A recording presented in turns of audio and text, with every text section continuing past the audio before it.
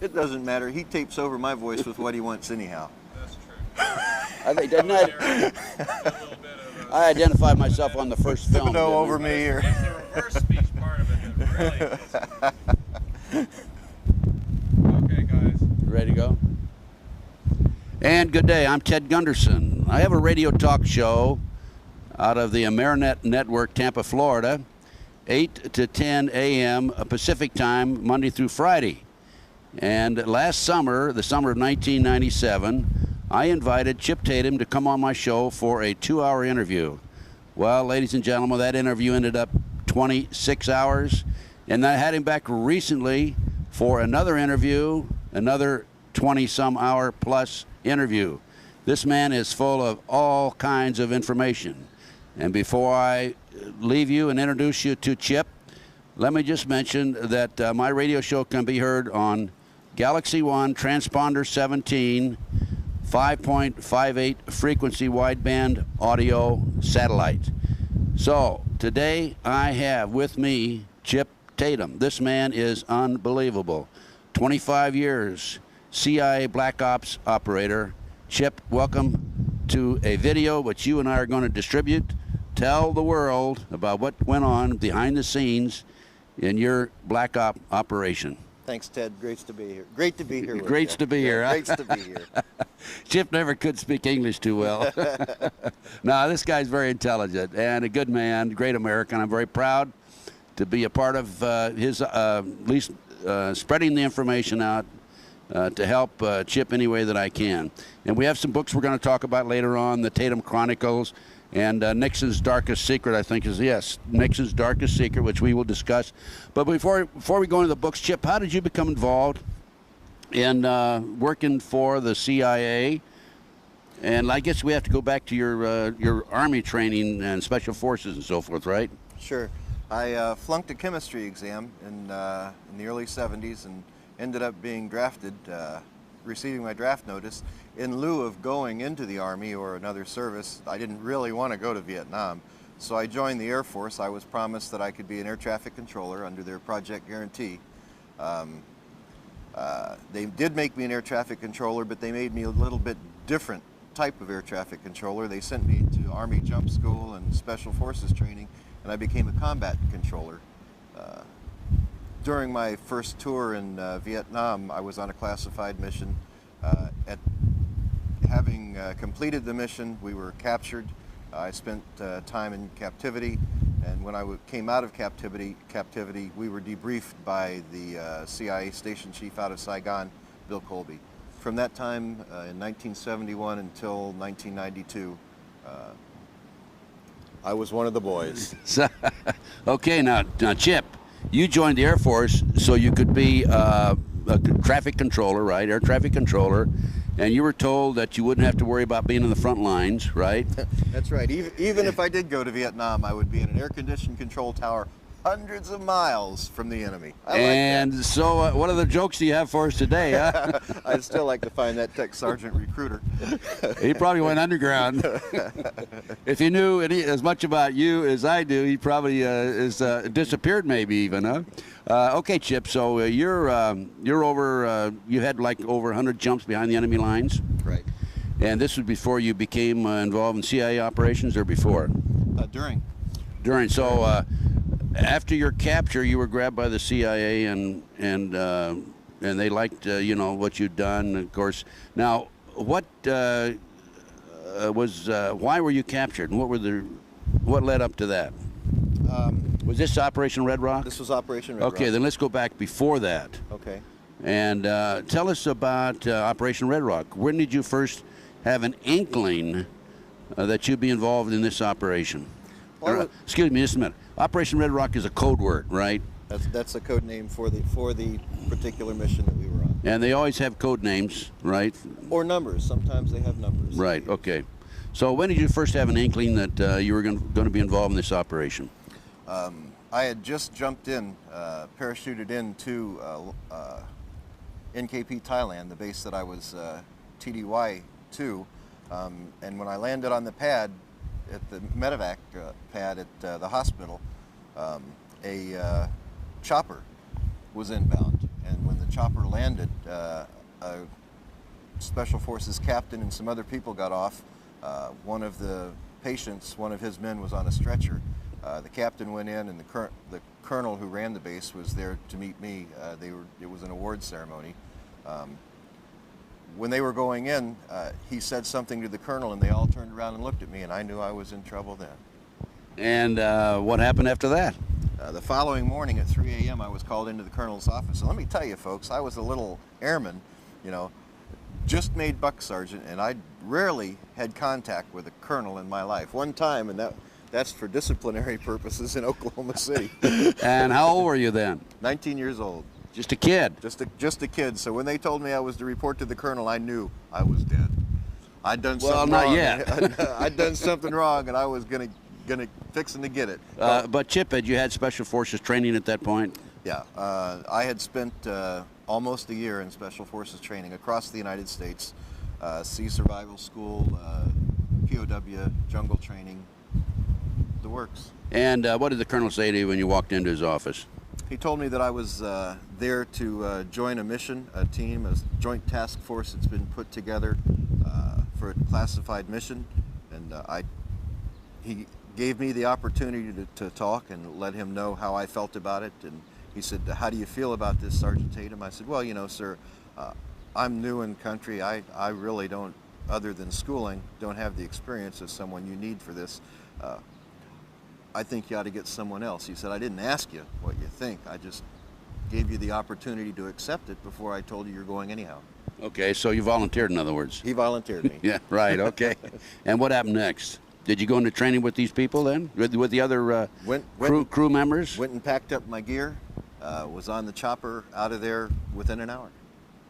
And where did you fly to, and when did you arrive there? We flew about 20 kilometers outside of NKP to outside of a small village where we'd set up a training camp for Team Red Rock. The person that I was replacing was their commo man. He had, on a jump, had broken his leg. And I was jump qualified, I was Special Forces qualified, so I was his replacement. And this was in Vietnam at the time? Cambodia, it was Thailand. In Thailand, okay. Right. And tell us about your training. It was a short 2-week training, really familiarity with one another, because we actually didn't get the mission parameters in until 3 days prior to the operation. We were primarily set in place and worked in the community, seeking out Viet Cong along the border of Laos, so that we could get some tactical training. We also were working and trying to develop tandem jump techniques, because part of the mission, and we didn't understand why we had to learn tandem jumping. That's parachuting with 2 people until the actual mission brief. But we were trying to work out tandem jump techniques, and we did it. And how many people were in training with you at that point? All 13, just the 13 team members. Then we brought in, for each team member, there was a North Vietnamese sapper that was brought in to train with us. They were our prisoners, prisoner of wars that we had captured in battle. And these were the ones that were going to jump with you? These were the ones that we weren't sure why we were jumping with them and working with them.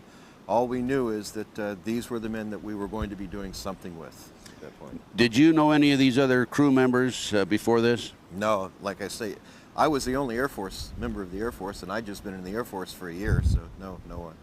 And did they know each other? No. And normally that's done for compartmentalization, especially when you're talking about a highly classified mission. The worst thing you can have is a group of good old boys, and there's a reason for that, you know. In special operations, you can't have the influence of a friendship.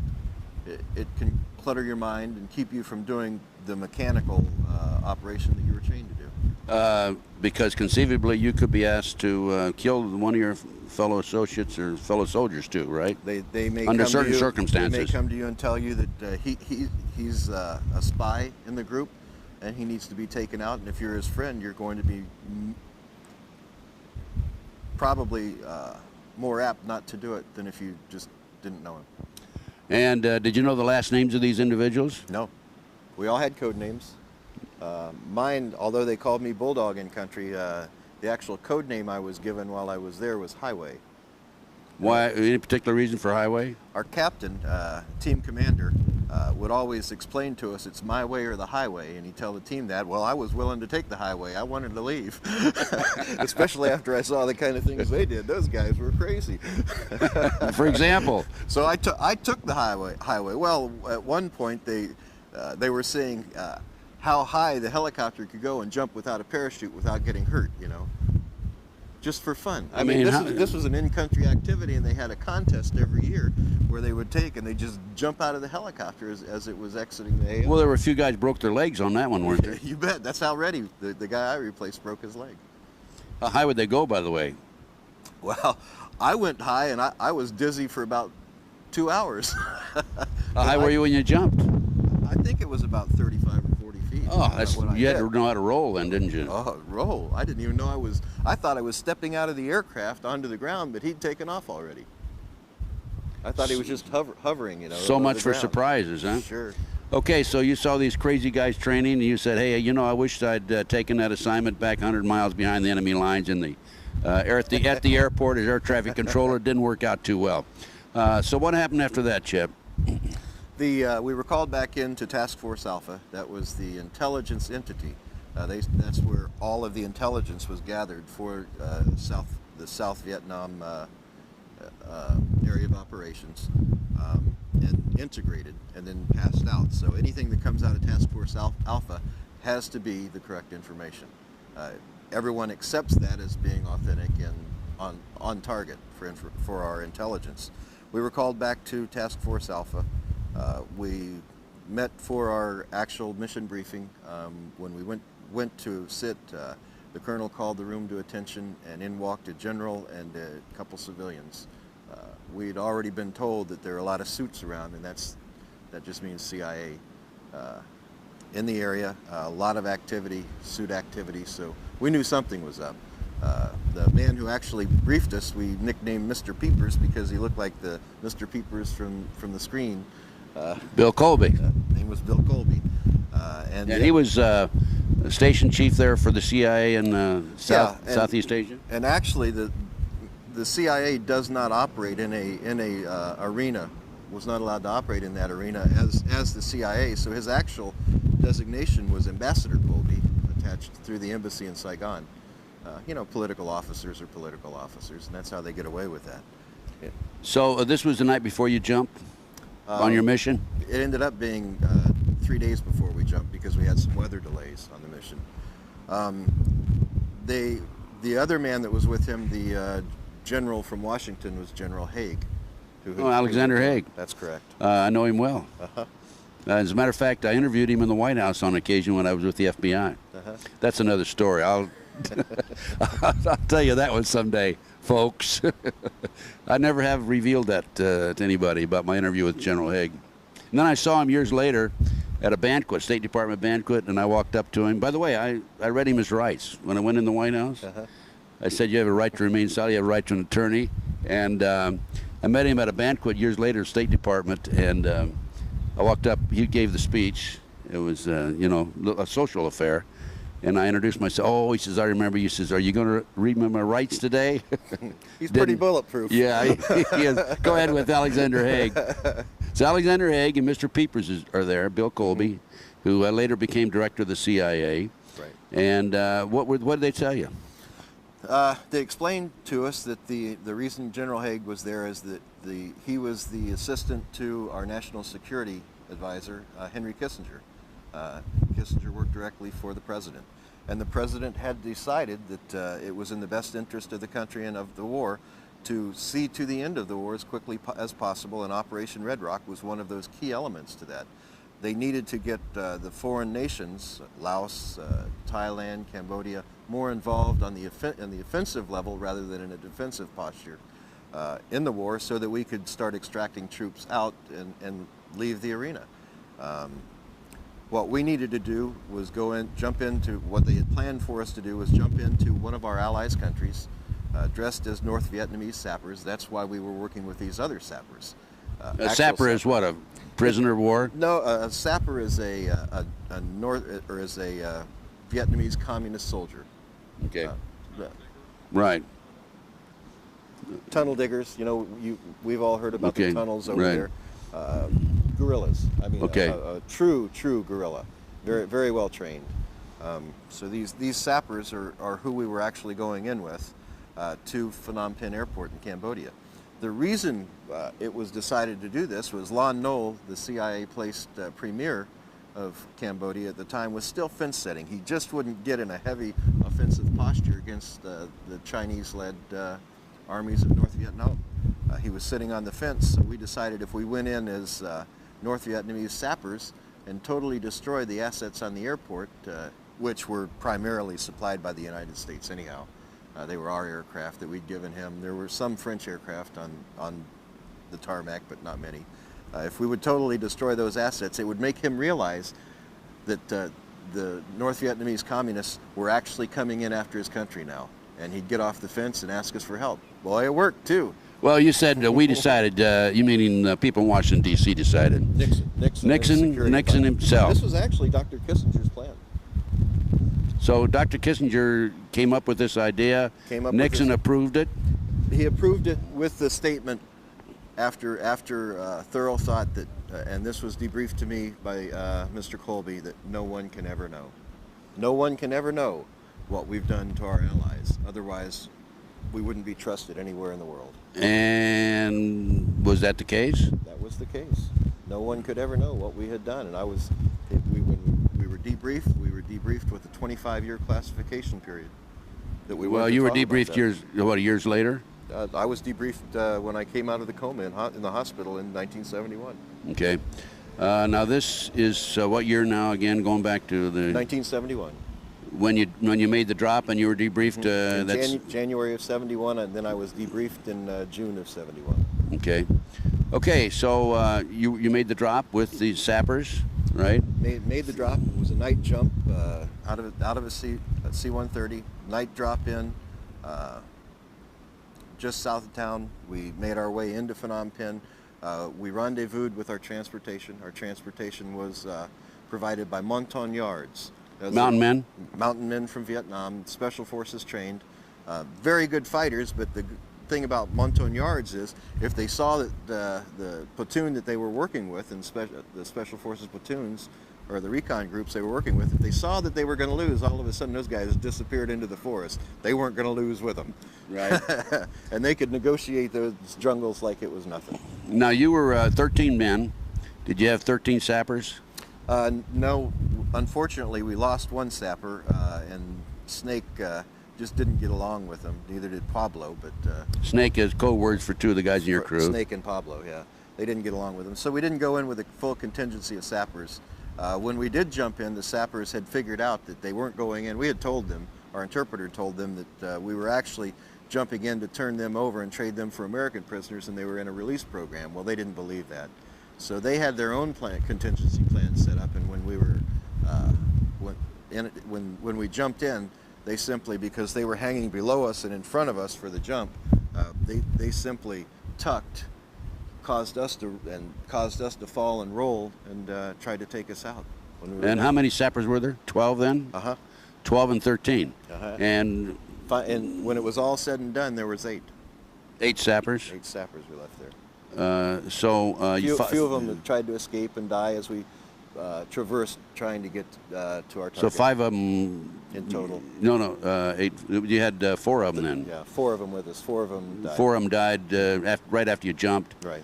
Because they tried to overtake you. Now, what did you do with the others that were there that did survive? Well, we had to leave some evidence of who was providing the operation. We had to leave them on the airport, so we released them on the airport and gave them a fair chance to go, and then shot them.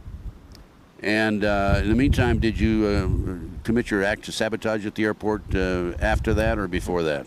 We had several different entry points into the airport. We came in the north side by the munitions dump. You know, when we talk about coming in the north side, we didn't realize that there were mines in this called a dead zone. And it was completely mined between the two fences, and we weren't briefed on that. So we immediately knew something was up, and we weren't we know now that we weren't to return and we were to be left there. Well, if you came in and you went through the minefield, you survived going in, right? I didn't go through the minefield. I came in the front door of the airport with the team. Okay. The ones that came in through the minefield, did they survive? Yes, the sapper didn't.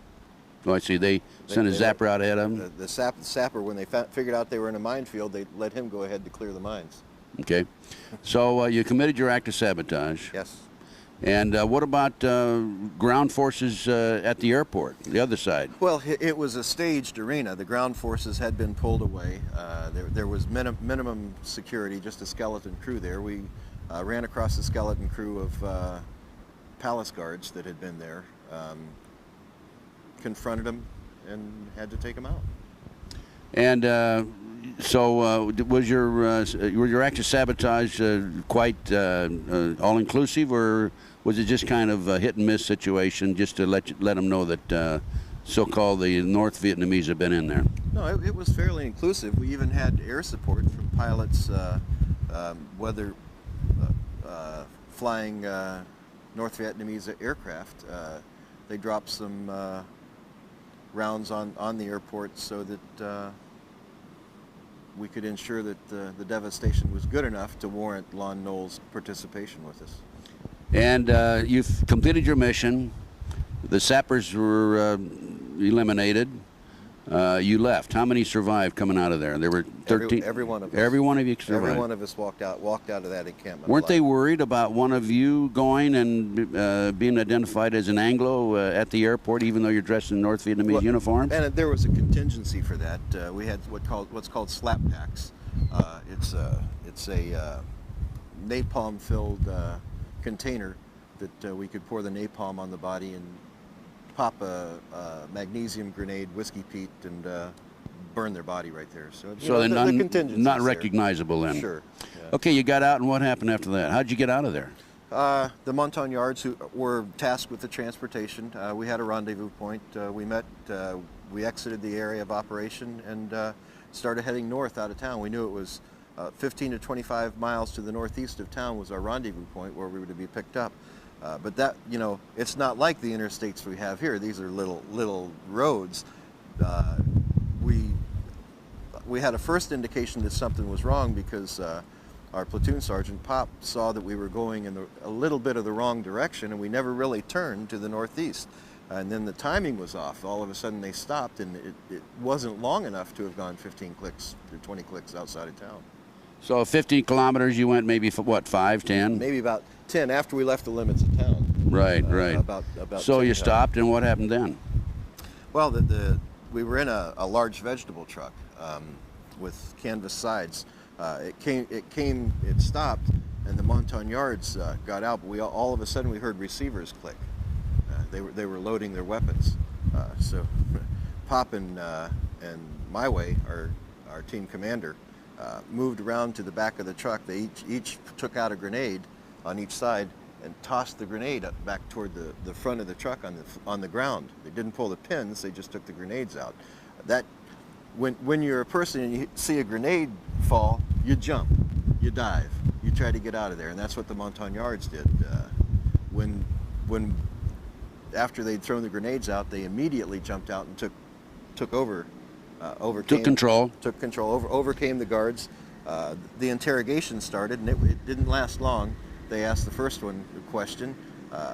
When he wouldn't answer, they shot him. They asked the second one the question, and he answered anything we wanted to know. And then you shot him afterwards? No. You didn't? Okay, I won't go into that. Okay, now, did you find any situation there, any contingency situation in looking around?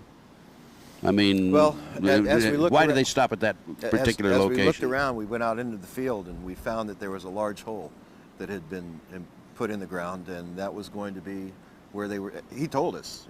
We didn't have to look around. He told us that their job was, they were briefed that they were to kill us, and they were to drop us in the hole, and they showed us, this one showed us where the hole was.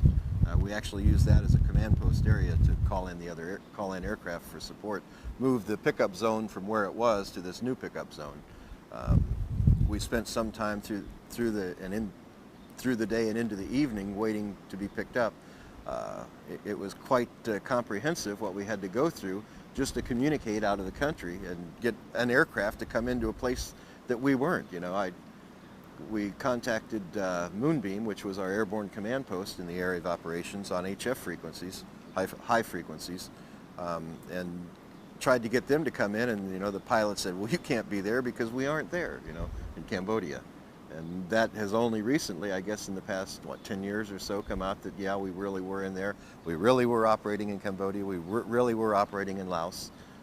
And these were classified arenas. So did you have an alternative plan in case something went wrong, that you would be picked up at a certain location there then? The plan that we had, My Way had thought early on, you know, things just, he'd been through a lot of these missions as a team commander. He and Pop had decided, well, things really don't seem as they are here. There's something wrong. And I guess anytime they knew that anytime you were working with suits, you better cover your tail, because they're not going to look out for your best interest. You have to look out for your own best interest. So they did leave contingency plans back at the base with trusted persons to try and pick us up. One of them being a friend of mine who was a chopper pilot. Another being a command post non-commissioned officer in charge of the command post. So, you know, contingency plans were there. However, you had to get messages to them to get those contingency plans in place, and that's what we were trying to do. Now, did you expect the airplanes to come in and pick you up at that point? Yeah, after we talked to them, we finally got clearance for them to come in. One aircraft even came in and circled the LZ ahead of time, making sure the area was clear for the chopper to come in. Then the chopper came in, but from what I was briefed by Mr. Colby, as the chopper was coming in, the colonel who was involved with the operation from Task Force Alpha had caught on that we had a contingency and we were being extracted out of the area.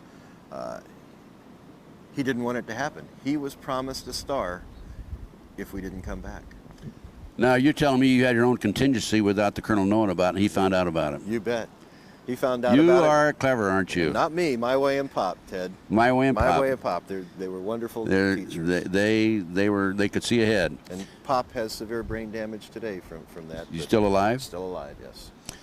And so Chip, you have this one location you're supposed to be picked up. Were you smart enough not to go and wait there? The original location or the original? No, we never went there. Okay. There's no You way. went to the new one. After that aircraft came in, when the chopper was inbound to us, we had decided that, well, here comes our aircraft, but they were contacted over radio. It was a rescue aircraft, a King aircraft coming in. They were contacted that there were actually sappers had taken over Team Red Rock. And remember, we were dressed as sappers. We didn't have any U.S. uniforms. If we had been caught in country, we'd been prosecuted as spies because that's against all international law. So here we were, dressed in sappers in a foreign country, talking to these aircraft. I was controlling them down. As a combat controller, that's my job, bringing them into the LZ because it was a very small area. Bringing them in, knowing that we're going to leave. I mean, my heart was pumping. The adrenaline was flowing. I was tired. I was hungry. But man, we're getting out of here.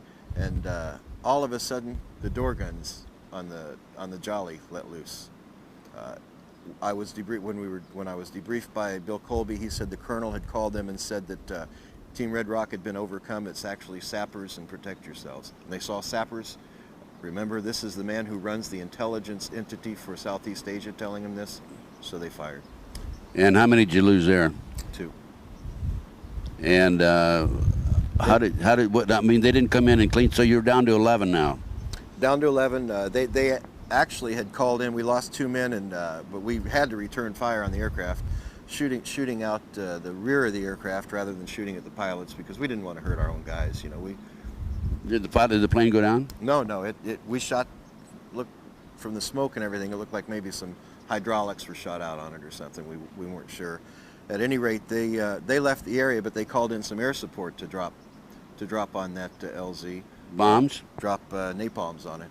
So we got out of the area quick, and as we were exiting, the sky lit up in the LZ. But until you got out, you'd lost 2 men. Then you had to leave them behind. Had to leave them behind, using the slap packs so that they'd never be identified. Right. Okay. So there's 11 out. Mm-hmm. What did you decide to do then? Well, we decided we would be best to try to make it across country ourselves. trust no one. And that's the way these guys operated. You know, we had some of the best on that team. I was just a kid. I was a victim of circumstances in there, and I mean, I had never engaged the enemy before I had gotten on Team Red Rock. But I engaged the enemy almost hourly after I was with Team Red Rock. We traversed across the country going toward South Vietnam, toward the Cambodia-Vietnamese border. You're still in Cambodia. Still in Cambodia, trying to make it to the border. And you have to understand, Cambodia was a refuge for the North Vietnamese. They could come into South Vietnam, they could attack, and then they could pull back across that border. And we weren't allowed to come across that border into Cambodia to attack them, to take them out. So they could resupply, they could rest, recuperate, R&R, whatever, and then come back in. It was a very difficult position. And that's why Nixon wanted to deneutralize them, right? Sure. So you could go after them in Cambodia. Well, and maybe the and so Cambodian the countries, Cambodians would, yeah, sure. could go after them too, right? Yeah. Okay, so how many kilometers or how many miles did you have to go to get to the border? Well, we didn't have maps. We had no idea. We know that, well, it was from Phnom Penh all the way to the border. That's 200 miles. It took. We were out for weeks, trying to work our way through the jungles. We'd come across some teams, routine patrols, and we'd either evade them or we'd engage them. One of the two. No, how about eating? How about food?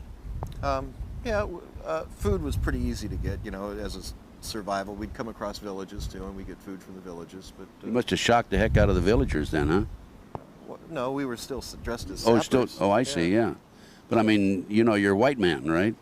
Well, you know, we were Did you have thin. slanted eyes? We were thin, and we did have team members who, the one called the Kid was CIA, and he was Vietnamese.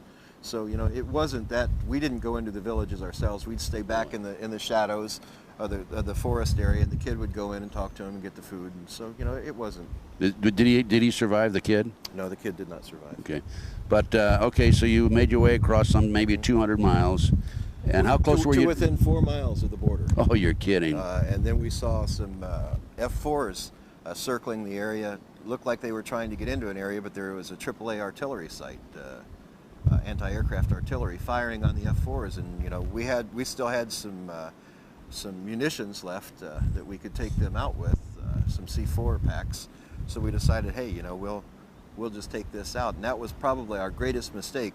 We didn't realize that we were in the middle of almost a battalion-size contingency of North Vietnamese. Battalion size being how many troops?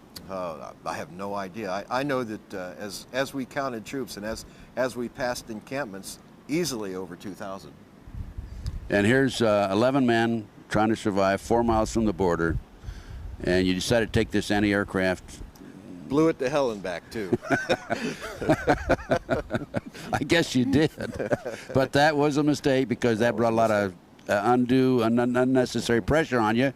And obviously they started looking around for, hey, where'd this come from, right? Yeah, and as we'd walk across paddies, the patrols would be coming one way, and, you know, we dressed as sappers, you know, didn't have U.S. munitions with us. All of our munitions were Chinese AKs and so forth. So we would be traversing one side of the paddy while this other team would come across, and Kid would be there and salute them, you know, and hail them, and we'd just keep walking, you know. But however, one time we came right up to the forest area, and we came face to face, and here's this kind of face looking directly into a North Vietnamese lieutenant, and we were in trouble.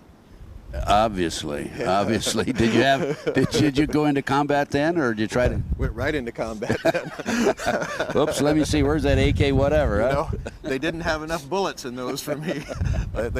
My way used to tell me, you know, I was a white knuckle firer because I'd hold that trigger down and melt that barrel. The clips just weren't big enough for me.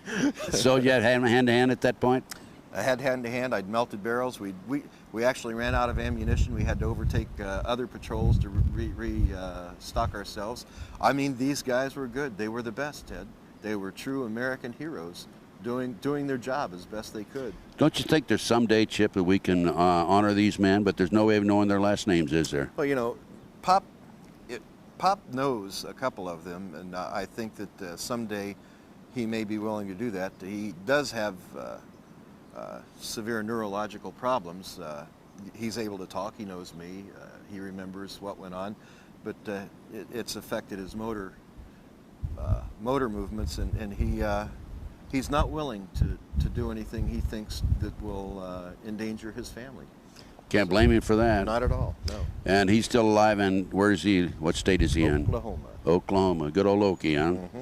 So what happens? You were captured? We were captured. We spent 92 days in captivity, being moved from point to point in camps. We were actually interrogated by Chinese and Soviet officers. It was never Vietnamese officers. The Vietnamese were there, Vietnamese soldiers in the encampments, because it was theirs, but the actual linguists and interrogators and those who performed the torture were Chinese and Soviet. How many do you have there now in your team?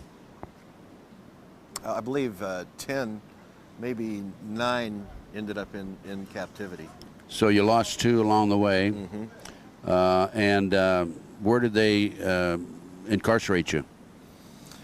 They started moving us in the jungles along the border area, not knowing that we were only 4 kilometers from the border. We just know we were being moved. We were incarcerated in one small encampment, then we were moved to a larger encampment, and this had been used in the past, you could tell, because they had cages set up in a semicircular area, and they had 3 posts set up, and they took 2 of us immediately. They stripped us of our clothing, broke this foot, my right foot, so that we couldn't try to escape. You know. They break everybody's foot? Broke everyone's. Well, they didn't break. One of the guys was already unconscious, and they didn't break his foot, but they broke all of our feet, 1 foot anyhow. Stripped us of our clothing and put us in these cages.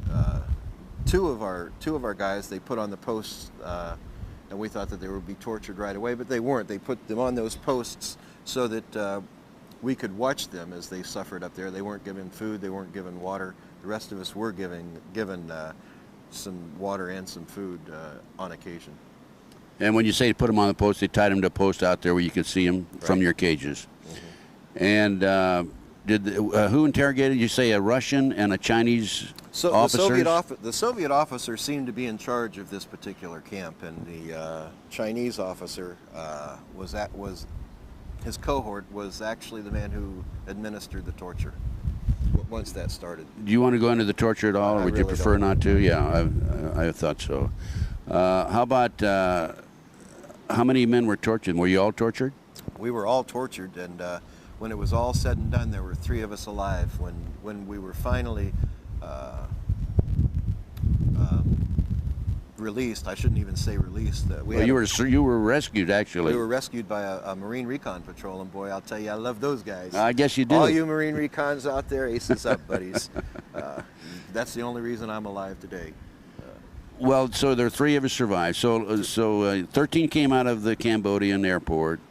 You lost 2 from friendly skies, mm-hmm. friendly fire. And then across the jungle, you lost 2 more. Mm-hmm. And now you're down to, what, 8? Had 8, and we ended up losing the Montagnard that was with us, that we'd pulled with us. He was ready to start squealing and tell who we were, so we decided loose lips sink ships from the old briefing days, so they just took him out. We took him out ourselves. Okay, this is before you were captured then?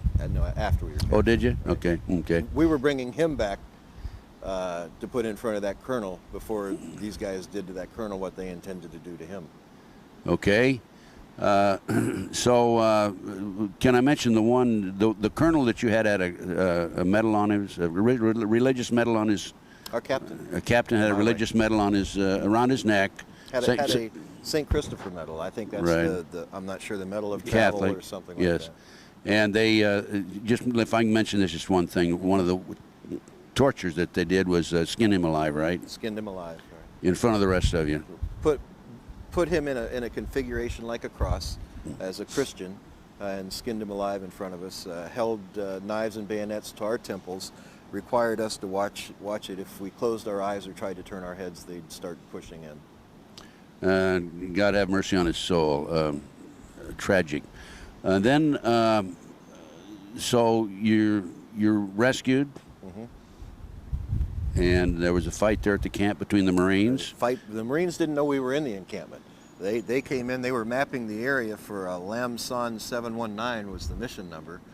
They were just simply in there mapping the area, and they were told if they came across any prisoner of war, do what you need to extract him. So they were actually found out by the guards, and a firefight ensued. Our guys won, and 3 of us were left alive after that. However, one of our guys from a Chinese officer had a stomach wound. That was pretty unfortunate. He was a good Kansas kid, you know. He had a stomach wound, and I was told when we were debriefed that he later died from that wound. We had gotten out of the cages and started running for the jungle, and I recall seeing one of the young Marines go down on a knee, level down on me, and I was running. My weight was on my right leg, and he shot a ricochet. It wasn't a full force bullet. A ricochet hit me in the leg, bent my leg backwards. I tumbled, and I'm also told that a grenade went off, and it hit me in the back of the head across here. Pretty good scar back there right now that rendered me unconscious and caused a lot of swelling on the brain. So I was air-evac'd from Saigon. I was air-evac'd into Clark Air Force Base in the Philippines. Well, did the Marines, if he was firing at you, didn't realize you were an American? They didn't realize we were. They didn't know we were there. And at what point were the Marines aware that they had some POWs on their hands? Our team member that was shot in the stomach started yelling in English to them, and so they realized that there were some in there. Good. Okay. So he saved our lives. And so you came out, and you went over to Clark Air Force Base after that. Right. And that when I finally came to later, within 3 days, that man from Saigon, Bill Colby, was there to debrief me. And at that point, he told me that I have 2 choices. I can work directly for the CIA, or I can stay with the military, which I've had such great experiences with at that point, and work under the operational control of the CIA. Well, you know, honestly, I figured, hey, you know, I've got this tour in Vietnam.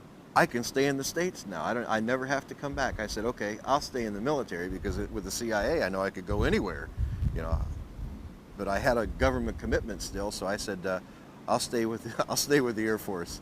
You guys can control my assignments. Little did I know that I'd spend more years back in that arena, working later for a company called Air America.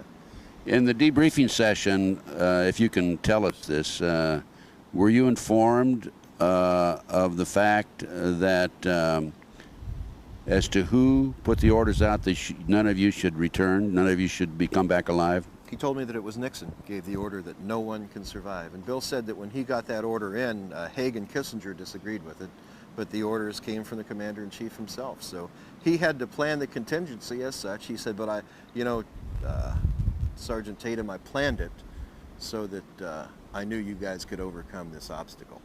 The 2 mountain men. That's right. But we just didn't have a contingency for the rest of it. Nothing you can do.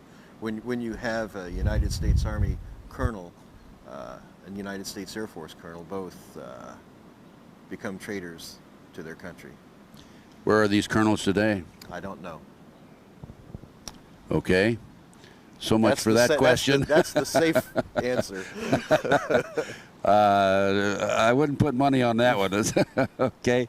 Anyway, so be it. Let's leave that as is. You come back, you go to work for the Air Force on a contingency plan to also work with the CIA, right? Operational control. All my orders at that point would be controlled by the Central Intelligence Agency. They would work through, actually the position that they used to work to gain movements as I would receive orders and see who signed the orders was a person who would be seated as the Deputy Director of Intelligence to the Joint Chiefs of Staff. And most of the orders that I have, you'll see, I have, they may be in there, one of them may be in there. You'll see that this person is the person who would sign those orders through the years and actually move me from one place to another. At one point, that man's name was Colin Powell. So what was Colin Powell's rank at that time? I think he was a 2-star general at that time. That position was a 2-star position. So in essence, you actually went to work for the CIA, even though you were in the military. Even though I was status. In the military, and pretty illegal. You know, you can't. We couldn't draw checks from 2 entities, double dip, but our operational efforts were all controlled by the CIA. And what were your assignments after that? You came back, you recovered, you gained your health back. When you were being taken care of physically and regaining your health, was Pop with you, your friend from Oklahoma? No, he had been sent straight back to the States. His head wounds, he received head wounds also. They were so severe that he had to go straight back to the trauma and care center. So that was the end of your relationship or association with Pop? Until later years, yeah. Until later years, okay. Right. You've been in touch with him since then, okay. But right now you're going to work, you're still in the Air Force, you're going to work for the CIA. What were your assignments? One of the assignments, to give you an example, I was moved all over the place. I was sent down working, because it was such an intense mission and there was a lot of knowledge on my part, the orders were they wanted to hold me close to the White House, so I was actually... Weren't they afraid you were going to talk? Well, that's what they wanted to ensure, you know. If they just gave me open movement, it's one thing, but they kept me under very tight reins. I worked at Key Biscayne at Homestead Air Force Base in the White House down there. I was in charge of the receiver site for Air Force One when they would come in. In addition, was Nixon the president then? Nixon was the president then. Weren't you a little nervous over that? As a matter of fact, myself and my NCOIC were going out to the control tower to bring in Air Force One at one point, and he had made a mention to the Secret Service as they were checking badges of personnel going in, saying, he said, what are you doing in the area? And the Master Sergeant said, oh, we're here to see the crook. We found ourselves face down by the Secret Service, and then when they got our credentials, they said, "What are you guys doing talking like that?" So, little did they know, huh? Well, he was just joking, you know. Yeah. Little did they know that Nixon Nixon had given the order that you were not to return from an assignment and in I never Cambodia. told him that, you know. Right. I had never told my NCOIC. I kept my lips closed and zipped for all 25 years, and in 1996. That was the end of the 25-year classification period, and I started my book then.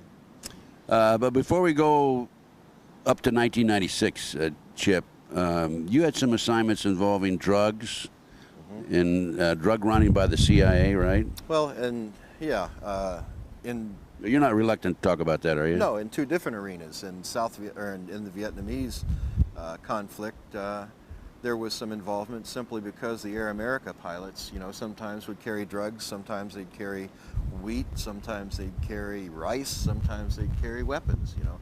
It was various cargoes that they'd carry. And my job when an aircraft went down, primarily because they were carrying crypto gear, communications gear that was secret and had codes on it that couldn't be gotten by the enemy.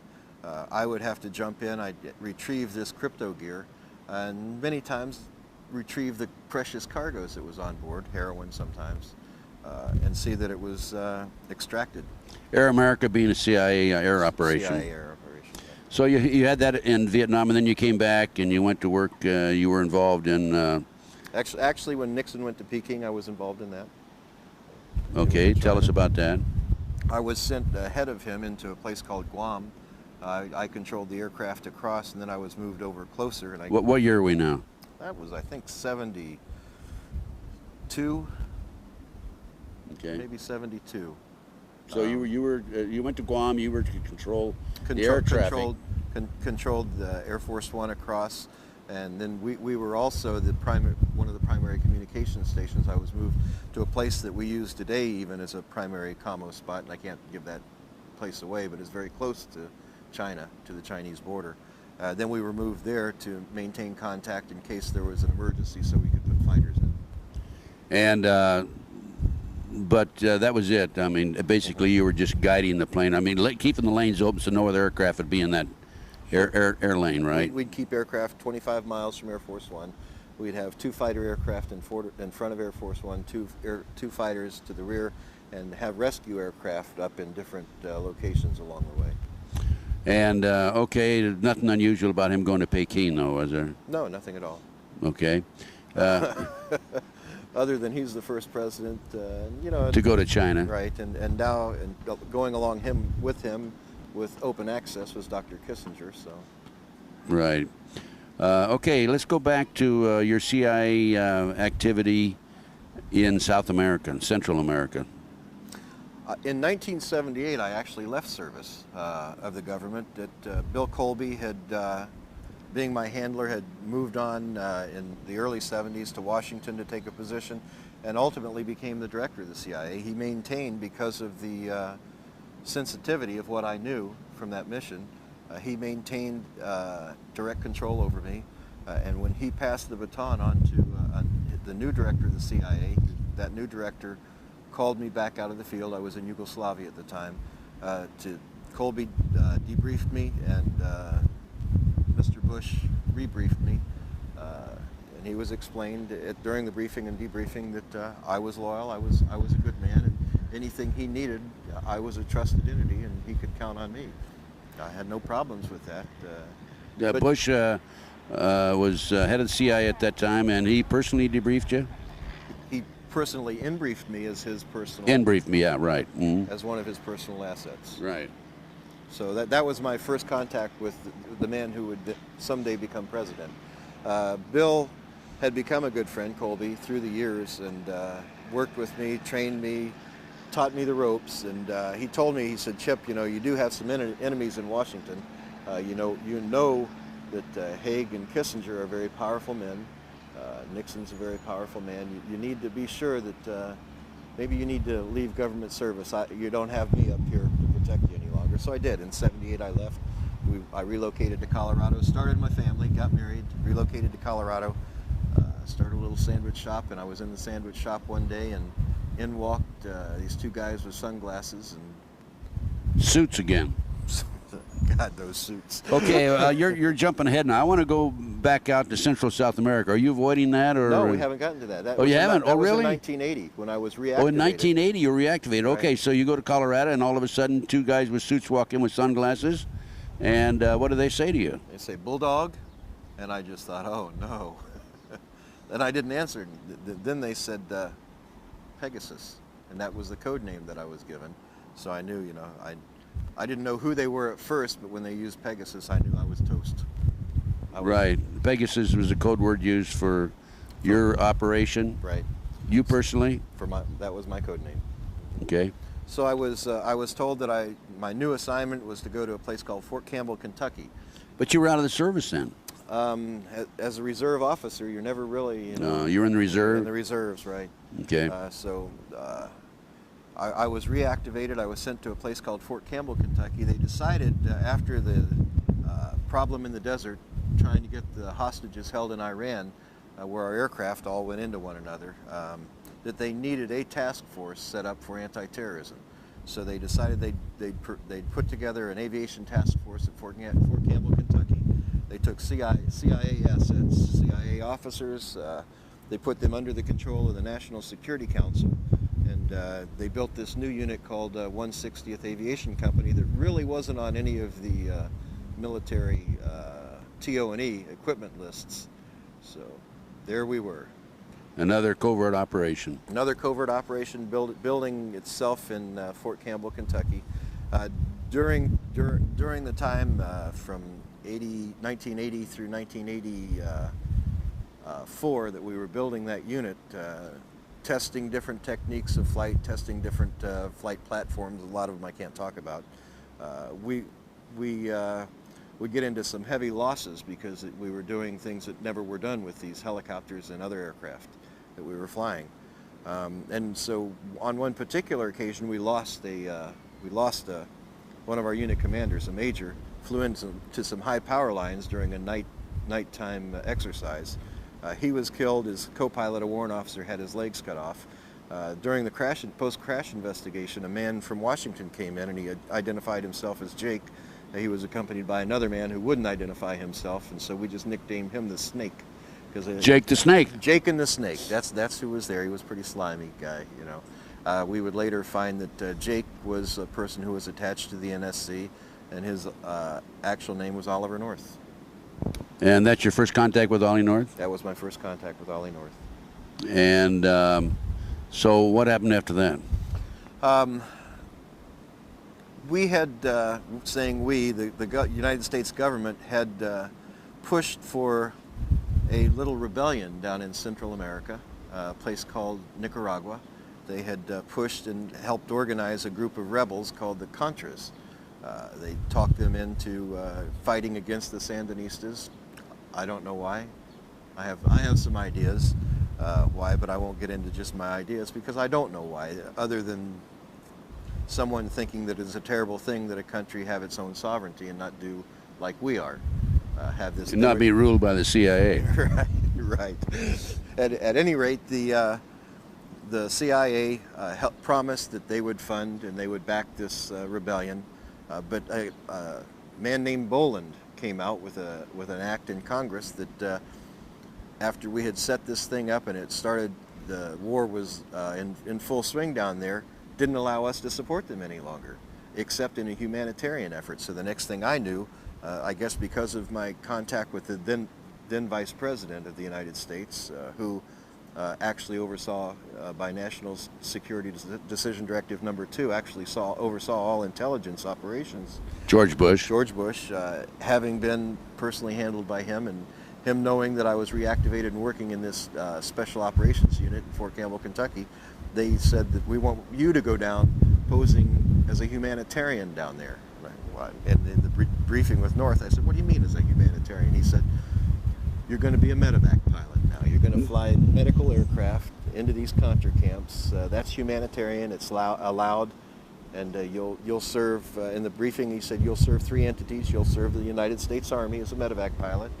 You'll serve the United States Embassy through the military office. And you will serve, and that was CIA, that portion. And you serve the Pegasus operations, that we'll call it, because of your code name. And Pegasus operations are directly controlled by the NSC. Now, was this North give you this briefing in Colorado when you walked into your shop, or was this later? No, this was much later. This briefing was actually done in Fort Campbell, Kentucky. Then the next thing I knew, North gave you the briefing there? Right. I had. So North walks into your shop in Colorado, says, "Hey, come on." No. Two agents walked into Oh, it the wasn't shop in North. Colorado. I thought No. Jake was North. No. No, okay. Well, Jake was, but Jake and the Snake came to a crash investigation where my commander had gotten killed. I see. Okay. At Fort Campbell, Kentucky. Right.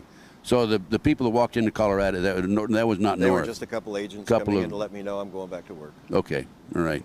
And then you were briefed by Ollie. I found that they were actually NSA. Okay. So. You want to explain what NSA is? National Security Agency. They do a lot of the background checks and everything in the United States. A lot of the spooks who listen to everything that's said here is NSA. Right. The communications mainly is their job. Like wiretaps and keeping track of all of us via the telephones, and that's their job. So you're in Fort Campbell. You're given this assignment. You're going to be flying in and out medical supplies, right? And where are you flying these medical supplies out of? Out of the Contra camps. When I finally went down posing as a medevac pilot, we went into the Contra camps. We'd always take coolers in. Usually the coolers going in were C4, explosives, grenades, things like that. And we would bring medical supplies out, and those medical supplies we would bring out in these coolers, big 124 quart coolers, was actually packages, bricks of cocaine. Okay. Did you actually see this? Actually saw it, actually tested it. And where did you do this? We did field tests right in our medevac offices in Pomeroy Air Base. So before you'd put it on the plane, you'd test it, make sure it was real cocaine? No, we tested them on several occasions. We didn't test every package, but some occasions they were delivered to our operations headquarters at Pomeroy to take to an aircraft at a different location to fly out of the country. And whenever that happened, I would actually do a field test on it right there. On occasion, when I could get away with it without anyone seeing me, I'd do a field test on the aircraft. That was pretty hard to do. Chip, you're flying out of what airfield in the United States? In Honduras, we were flying out of the Contra camps into 3 airfields. One was San Lorenzo, one was Pomeroy, and the other was in the northern part of the country called La Mesa. From there, the coolers were picked up by C-130s, C-141s, or civilian 123s. C-123s run by a company called Corporate Air Services out of Ilopango Air Base in San Salvador. Corporate Air Services also being CIA. CIA.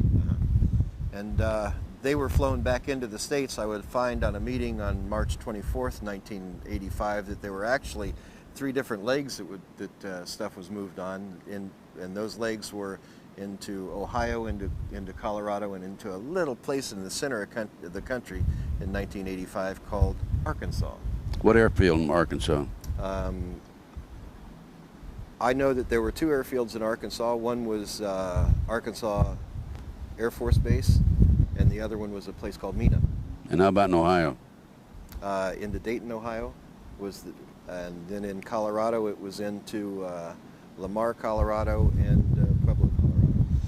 So you learned that the drugs are coming in then? Oh yeah. Cocaine? Yeah. On CIA planes? Everything went through Panama, and then from Panama it was distributed out. Were they CIA planes or military planes? Military and CIA. Both, huh? Yeah. Now, you tested it personally. Do you have any documents that would indicate that this is so? Yes. Oh, you do? Yes. I had no idea. Of course I did. Of course I did.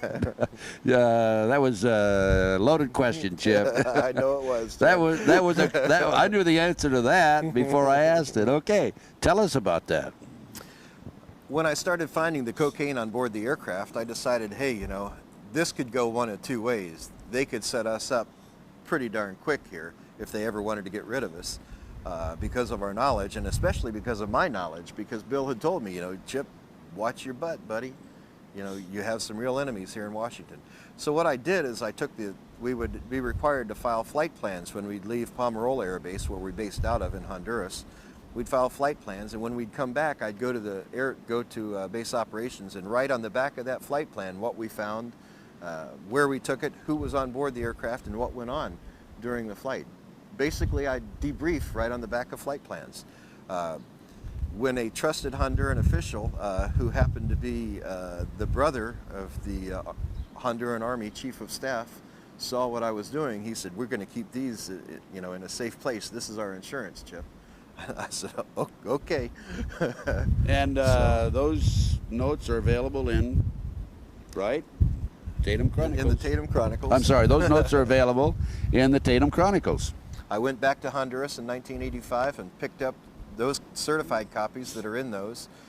In the Tatum Chronicles, it talks about all the people that you've heard of today involved in Honduras, involved in the Contra cocaine issues.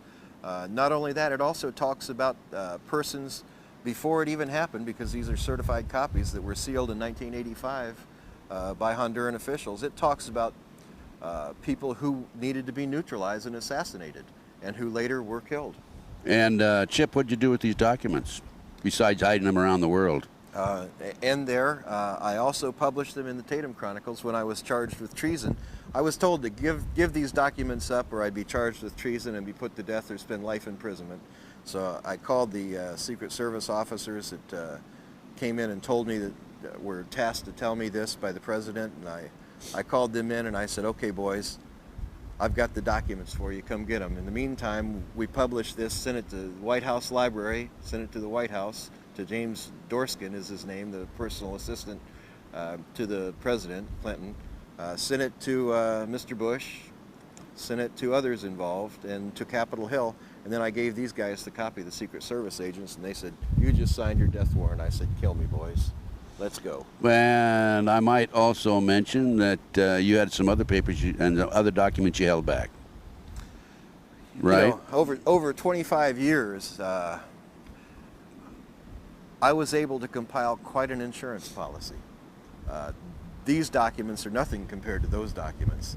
I feel comfortable in coming forward with these, and the only reason I'm coming forward with these, I had no intention of ever doing anything with these, but when they went after my wife, they went after an American citizen.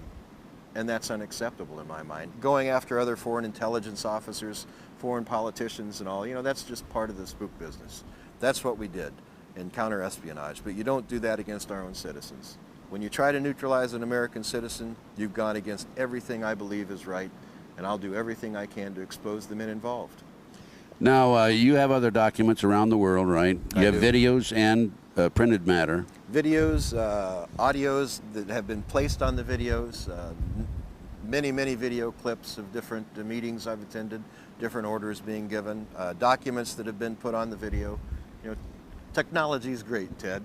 You know, I'd go into some of these high-level meetings, and because I was the chief of security for these groups, I would ensure that nothing's being bugged, the place was clean, so we'd sweep the place, and I'd keep my bugs going the whole time. So you're the only one that had bugs I'm the going? only one that had the bugs going. Smart man, Chip Tatum. Okay, that's why you're live today, obviously. That's why I'm probably one of the safest men alive right now, I think.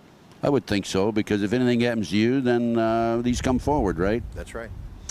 And Chip, I want to come back to this in just a minute, but I want to go back to Central South America, CIA drug running, et cetera, et cetera. Did you have any personal conversations with Ollie North after Fort Campbell?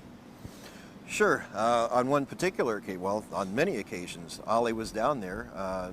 I also called him through White House Switch and told him that I found drugs on board the aircraft. I said, you know, Colonel North, what is this? You know, we have drugs on board these aircraft. What are they doing on the aircraft? He said they were, evidence bound for world courts to prosecute the Sandinistas. How many tons of evidence did you have? 8. 8 tons? Couldn't they just take a sample? Well, it got worse than that. I would go into these Contra camps, and here would be these large fuel pods that had the tops cut off, and they had they were gelling their own stuff there. You know, they couldn't get enough bazuco, which was the paste used to make cocaine. They couldn't get enough of it from the Medellin cartel that they had ties with. Coming up from Peru, so they started bringing bales of their own leaves and bales of little green pods. You know, I couldn't figure out what these little green pods were. Who's they? The man who was in charge of bringing everything up was a man named Ramon Navarro. He was dressed as a lieutenant colonel in some military. I didn't figure out what uniform he was wearing. Could have been a cabbie uniform, I don't know. But Ramon Navarro, and he would later be killed in 1991. Just before he was scheduled to testify in the Noriega case. And what about Ollie North? Besides your telephone conversation Ollie with North him? was in country on several occasions, and on April 12th, even the Vice President Bush was in country. That April was 12th, what year? 1985. And were North and Bush together? Not together in the same encampment at that time, no. North was there, but... So in talking to Ollie North personally, other than the telephone conversation, what was said in regard to drugs being brought in by the CIA and on the Army? In one cocaine kitchen, as he was talking to Amir Amnir and another intelligence officer, he told them that one more year of this and we can all retire. Now, you heard that conversation? I taped that conversation. Oh, very good. You taped that conversation. Yes, I did. And what other conversations could you tell us about as far as Ollie North is concerned? Well, not only conversations. You know, Ollie was... He loved to be the center of attention, so one particular occasion we had him standing at a cocaine press trying to pressing the bricks. In this Sandinista camp? I don't think so. It was, they called these the North camps because North set them up. And how many such bases were set up? There were about 5 of the kitchens that were set up. Did Ollie North set them up? 5 locations. Ollie North is the one who supplied all logistical support for that, yes. And when was the last time you had a conversation with Ollie North? Last time I talked to Ollie North was in September of 1994. He and Felix Rodriguez called me in my office in Colorado. I'd gone back to Colorado, gotten out of the business, gone back to Colorado. 25 years was enough. And he called me and told me to give up the documents or else. The documents that you had in hiding? Those flight plans and so forth. Yeah, but had you already printed? No. You hadn't given them printer yet. Okay. No. I wasn't going to say anything. I was sitting in Colorado as just a little businessman, running a mortgage company, not bothering anyone, just wanting to raise my family. What did you tell him? I told him, "Are you crazy? If I give you these, for one thing, they're headed for the shredder, and for another thing, I know it's a terminal effort. There's no way. Let's go for or else. I'm always a fighter." What did he say to that? Well, he said, "Well, let me get someone else." And they called me back, and Bill Colby was on the phone. And I said, "Bill," I said, "you know, to give these documents up, to give all this stuff up is terminal." I said, "You know, I'm going to keep them." And he said, "Well, you know, then we're going to have to hit your credibility." I said, "Okay, hit my credibility. What do you want me to do?" He said, "Well, walk into the U.S. Attorney's office and just tell him you did something wrong. So I did. What'd you tell him? Walked into the U.S. Attorney's office. I wired myself some money out of an account down across the state line, and then into my corporation. Then I took it out, and put it into my personal account. And because in the mortgage business that can be considered embezzlement. I told him that I participated in wire fraud. Arrest me, please. And so they did, but then they found out, once they put the attorney on it, they found out, well, you know, it's really not, the mortgage industry really isn't regulated in Colorado. I said, listen, I'm going to admit to this, because they said that they wanted to involve my wife in it. I said, but you guys have to promise you leave her out of this. They said, okay. I said, let's go forward with the pleading. So I stood in front of a federal judge, and I said, and he asked me if I did this, and I said, yes. But before I said yes, I leaned over and I asked the U.S. Attorney, my wife's going to stay clear, and she said yes. And so I said, okay, I'll sign the plea agreement, Your Honor. And he said, and it's part of testimony, he really didn't want to go forward with it. He said, you know, this really doesn't, and I said, Your Honor, believe me, I wired those funds, I took those funds, I spent them. How much money involved? $70,000 of my money. Of your own money, huh? Of my own money.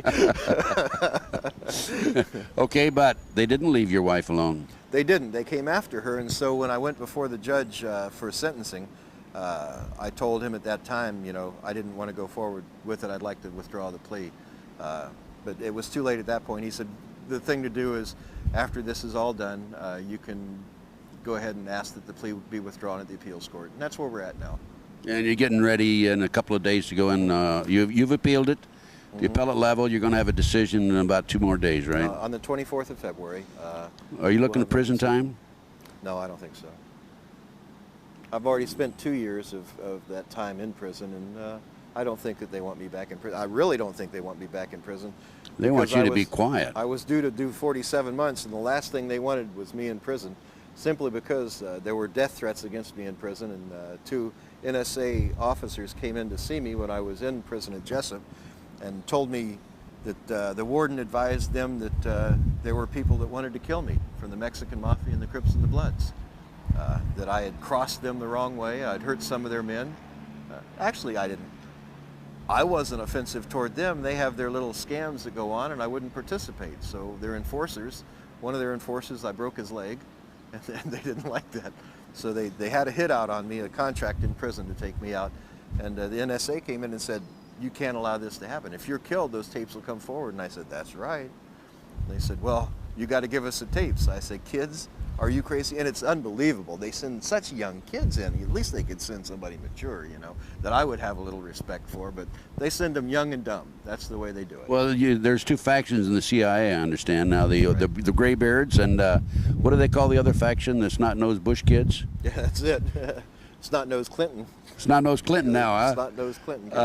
Okay, Chip. So didn't they charge you with treason at one point? Well, yeah. When I was held in prison before the trial that I went through, they told me that if I didn't give the documents up, I'd be charged with treason. And I said, okay, let's dance. And that's when I actually published this, gave them their copies, and went forward and right in the Tatum Chronicles. I mean, the Tampa Tribune caught on to it pretty quick, and did a big article. County inmate faces mysterious charge of treason. Well, you know, they knew they weren't going to be able to go forward with that particular charge, so they had to find something else. So what they ended up charging us They with, couldn't go forward with the embezzlement charge, is what you're saying. No, they couldn't go forward with that. They couldn't go forward with the treason charge. So what they did is they brought in a man, a lieutenant colonel, who... Not Ollie North. No, Ollie North's campaign manager. Oh, really? Bill Lusinger. They gave him complete immunity. Actually, not complete immunity. He came in, he said, Tatum conspired with me to make a false statement. I embezzled some funds, but Tatum told me I could have them. Got you for conspiracy again. Got me for conspiracy because a person came forward and said that an overt act had taken place. Well, no, he'd been convicted himself, right, of He had been convicted embezzlement. of bank fraud and embezzlement and everything Okay, else. and so what did he do? Make a deal with the government to get his sentence reduced if he come in and lie about it? It's better than that. He was facing 20 years for his stuff, but if he came in and told a good enough lie, he would get 6 months and it would be expunged from his record. Is he out? He actually got 6 weeks, yes, and it was expunged from his record. And he didn't have to pay back the 80 grand or whatever it was. So he's a rich man. Oh, yeah. Within reason, that is. Chip, before I want to let's continue now with the problems involving the court and so forth. Anything else you want to mention? They came after Nancy, your wife. By the way, let me mention, folks, there's a separate interview with Nancy Tatum, which goes into detail, and we talk about Nancy's new book, Joining Club Fed. Joining Club Fed. And that's worth checking out and purchasing and reading because that substantiates and corroborates what Chip is telling us here right today. Is there anything else you want to mention about the court proceedings? Well, I think the important thing for everyone to know is the United States federal courts are not your friend. They're not, and the United States federal court officers are definitely not your friends, although they would like to let you think that they're on your side. They want to do everything for you and your family, so work with them on this. They're not going to do that. And that's quite evident even today. We see just recently two men were actually arrested on a big anthrax scare. The courts didn't investigate it. They just got from a non-credible source that something was happening, and they went out and arrested them. This is Larry Wayne Harris and Bill Levitt. That's in correct. Las Vegas, Nevada. And now they're finding out that these microbiologists were actually putting together a vaccine for anthrax. You know, they don't think. And I told the new, by the way, I was personally involved in that case. I had interviewed Larry Harris a day before he was arrested on my local talk TV station program, Ted Gunderson Intelligence Report. And the media talked to me after they were arrested. I said, nothing to it. Believe me, it's going to go away. These men are not terrorists. They're talking about defensive protection, not offense. Go ahead, Chip. Well, and that's right. And the court system as it's set up today is not set up as a tool for justice. It's set up as a tool for retribution. Anyone that they want, they can get. And you're going to spend 2 years in jail until you get to appellate level where you have a little bit of a chance for justice to be heard, but never at the district level. Chip, going back to George Bush, how many conversations did you have with George Bush? Hundreds. Hundreds when he was head of the CIA? By phone and in person or both? Not as many, probably about 30 at the CIA, but more post-CIA after 1986 when I was placed into what's called the operational subgroups, where I worked alongside Danish intelligence, Turkish intelligence, British intelligence, Mossad. We had groupings of foreign intelligence officers that worked directly under the Vice President and later the President of the United States. Did George Bush have knowledge about the drug operation coming out of Central America and South America? Yes. Explain. Well, he was in one of the camps. Yeah. Produced the cocaine. Yeah, but did he know about it? He was standing at a press. George was also, in addition to Ollie. George Bush was standing right at a cocaine press. And did you have a picture of that? In a place called Roos. I have a picture of something. Okay, we won't go into that. So George Bush was aware of it too. Ollie North was aware of it. How about Clinton? Bush was absolutely aware of it, and I can say that because on the 24th of March 1985, William Barr, who would later become Attorney General. Attorney General, know him well, know of him well. William Barr actually called Vice President Bush via SATCOM and talked to him about the loss of over $100 million in assets of the enterprise. And we all know the enterprise today as being the company that, or the operation that Ollie North set up. $100 million? And who got their grubby hands on that? It was decided that there were three entities involved, not one particular person, but Noriega had involvement, that Barry Seal had involvement, and that the governor of Arkansas, who was involved in it at the time, Bill Clinton, had involvement in it. And of the three, Seal has been murdered. Noriega's in jail. Noriega was to be murdered, though, during yeah, the assault in 1990. They took the troops down there in '89 to eliminate him, and he survived by going into, I think, a Catholic church, didn't he? Or right. Well, Bobby Hunt, SEAL Team Commander SEAL Team 2 commander had orders to go in and shoot Noriega when he tried to get out at the airport. He never showed up there because we told him ahead of time, the CIA told him he's a friend of the CIA, he was an enemy of Bush. That's nothing more than a business deal gone bad. We let him know ahead of time that there was a contingency coming in to assassinate him, needed to get to a safe house. So he chose that particular church as a safe house. The Catholic Church. Catholic Church got cameras out there so that he was safe. And now the only one that's left is Bill Clinton. And did Bill Clinton take the $200 million, $100 million, whatever it was? He got a large portion of it, very large portion of it. However, you know, I'm going to tell you now, Bush is a very vindictive man. I don't think that Clinton's out of the water with it. You know, I think he's still in some hot water, and that could be a lot of the pressure that he's seeing today. It may be a little bit of a vendetta to get even. You never have to get even tomorrow, Ted. In the business that we're in, you never push for something to happen right away unless there's an operational need for that. Time is always on your side. Time down the road, whatever. You're talking about the Monica Lewinsky situation, right? Yeah. Maybe that has something, maybe it doesn't. If you look historically, I know that I was told that Bush was going to leave bugs in the White House when he left. Why would he do that to another president unless he has a personal interest or personal vendetta there? The bugs in the White House, folks, don't mean electronic bugs. You know, the best bug in the world or the best information in the world is called human intelligence. So what you do is you take these career White House personnel and you put them in the White House, and they're listening and they're keeping track of everything that's going on. Well, it's hard to put an electronic device in the White House. If Starr thought that he could take Tripp or Lewinsky and put a bug on them and get them in the White House, all they'd end up was that person in prison for trying to bug someone in the White House. You don't get into the White House with a bug, but you get in there with a brain that can keep that intelligence in it and pass it on.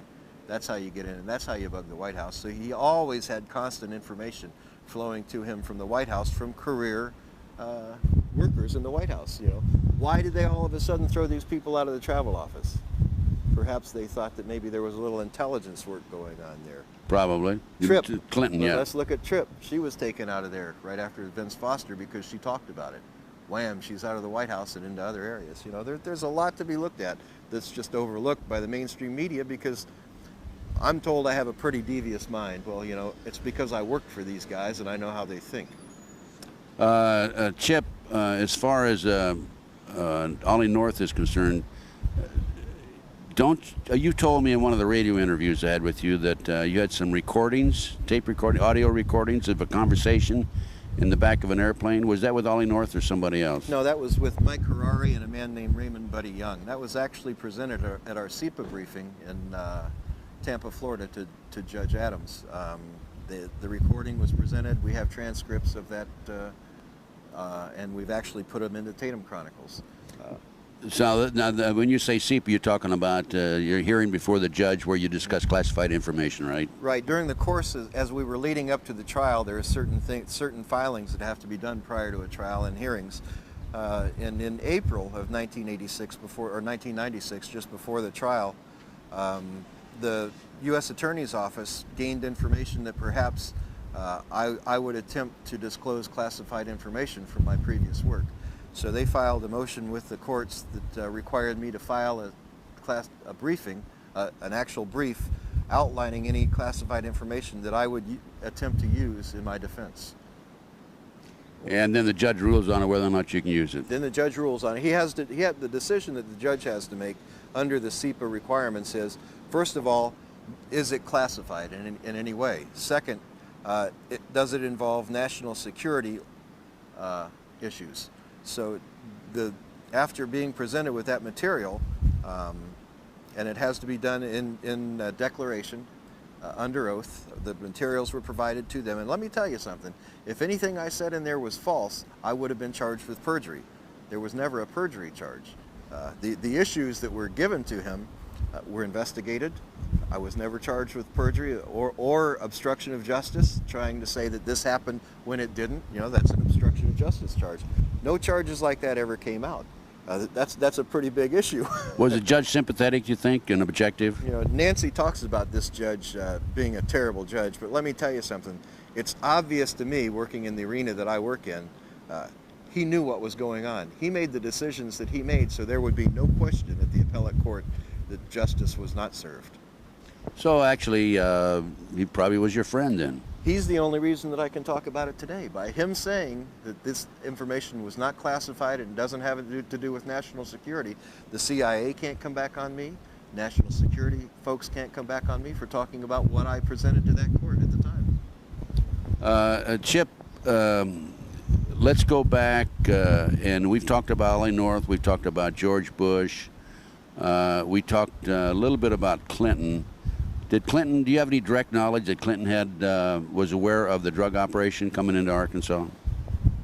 The direct knowledge is that Buddy Young was actually a advisor to Clinton. He was his chief of security, and he was one on board the aircraft, and he was sent there by Clinton to investigate the loss of monies that had been determined.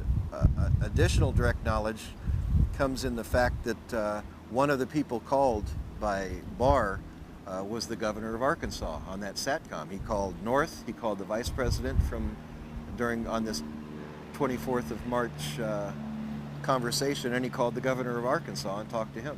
So, and governor of Arkansas then was William Jefferson Clinton. So they were talking about the enterprise, about the lost monies.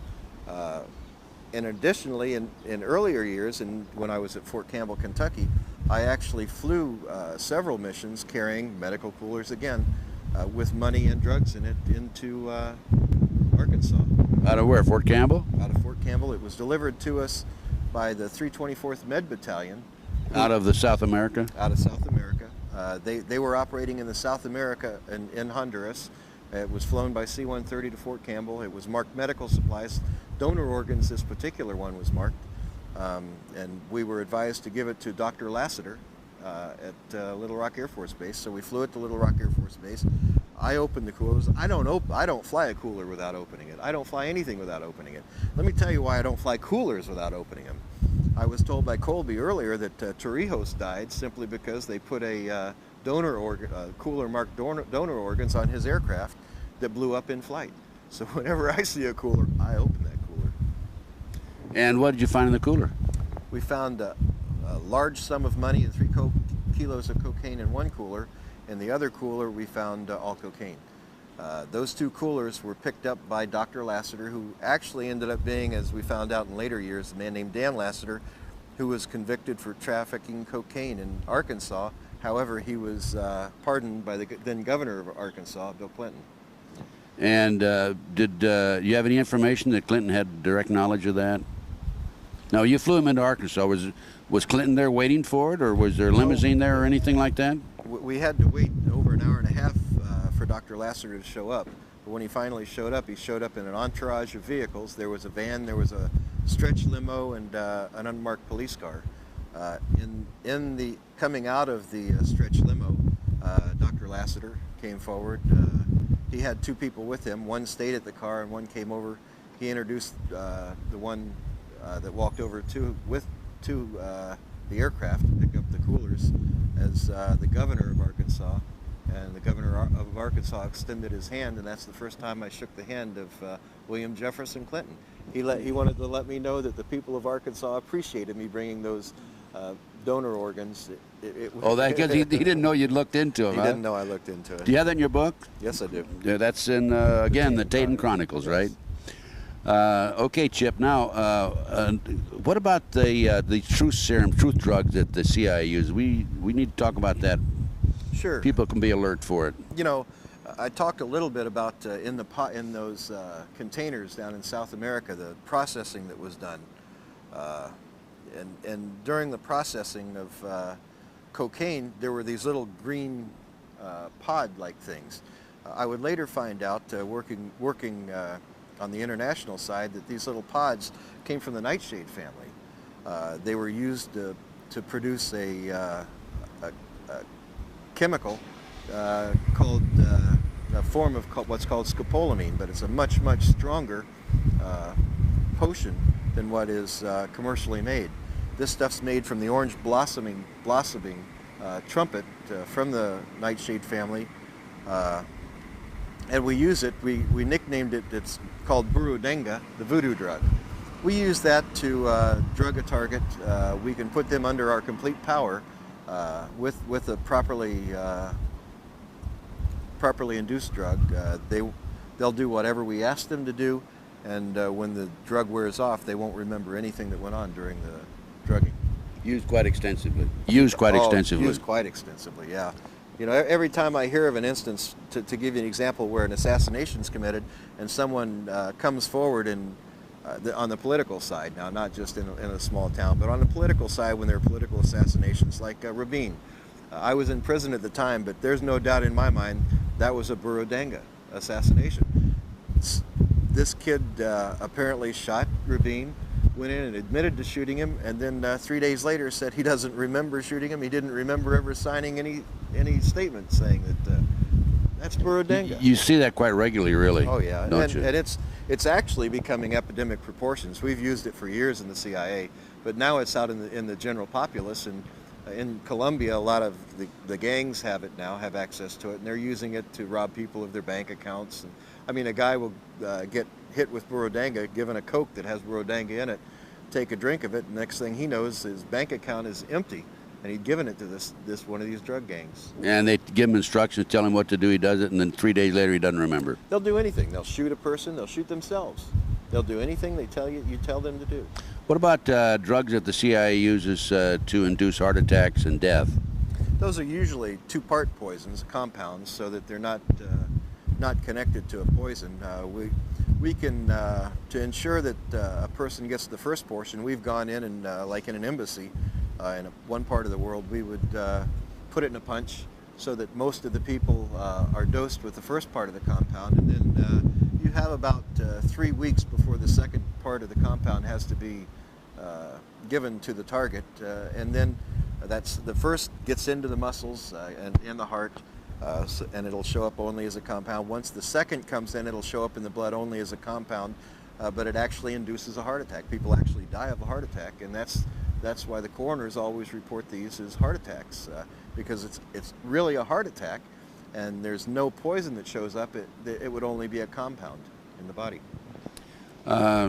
Chip, is there any other particular areas you'd like to discuss before we conclude the interview? I don't think so, Ted. I think we covered it pretty well. We have said quite a bit. There was one other area I want to ask you about in conclusion then. What about Jupiter Island and the New World Order plans? In the 1980s and 1990s, I was tasked under the Terrorist Incident Working Group to a unit called the Operational Subgroups. Many of our meetings in 89, 90, 91 were held in southeast Florida on Jupiter Island, in a briefing in a home of an affluent woman, and we held our briefings there. Those briefings would normally follow the G7 conferences and summits, and the reason it would normally follow that is because at that time, remember I said we were working as an international group, not necessarily just U.S. Intelligence officers. Under this international plan, they were looking toward doing a master plan for the whole world. You know, even as a community, as your community has a development plan to help develop the community into a better place, these people have their plans to develop the world into a better place. And I would sit in meetings and they would come to us and say, well, you know, we have a problem in this arena. We have a very uncooperative government, say in France. We need to do something there. So it would be tasked over to the operations and plans section of the operational subgroups to come up with a plan on what to do. So we would go into our planning phase. We'd look into say France and decide, well, you know, the president in France just isn't cooperating here. You know, he's kind of a loose cannon. What can we do? Well, let's do a little counterintelligence work, incite some riots or something like that. And that's what we did to help neutralize these countries and these leaders. Sometimes we go into a country and wipe out that leader's bank account and let him know, you know. But you had the power to do that. Sure we had. Well, didn't you have a situation in Central or South America where the leader of the country was not cooperating and he thumbed his nose basically at the CIA? U.S. government, and you said, well, within 2 weeks, your brother or one of your relatives would be eliminated. Is that true? Daniel Ortega, the president of Nicaragua. We didn't have to pose that whole war down there to get him to have elections. All we needed to do was neutralize him, and we knew that all along. We went in. We told Ortega, "You're going to hold free elections within, and you need to announce that." He said, "Well, I'm not going to do it." So our emissary came back and told us he's not going to do it. We sent him back down. Once it was given to the subgroups, we sent him down and told him to tell Raphael, or tell him that Raphael's going to die in 2 weeks. Raphael was who? His second cousin. Okay.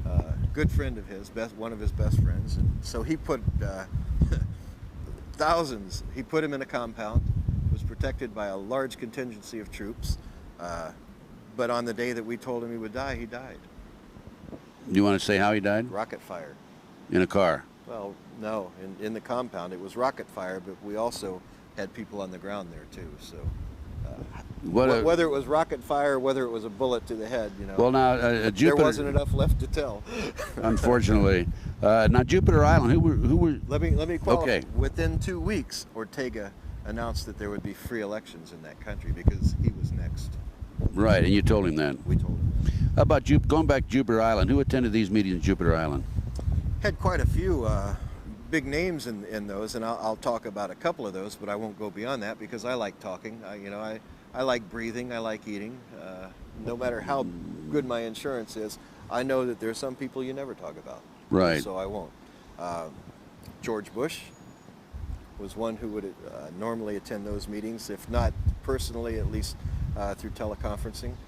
An additional member that was always there was the man who still commanded me in these operations and who actually recruited me into black operations. His name was Bill Colby. Who's now dead.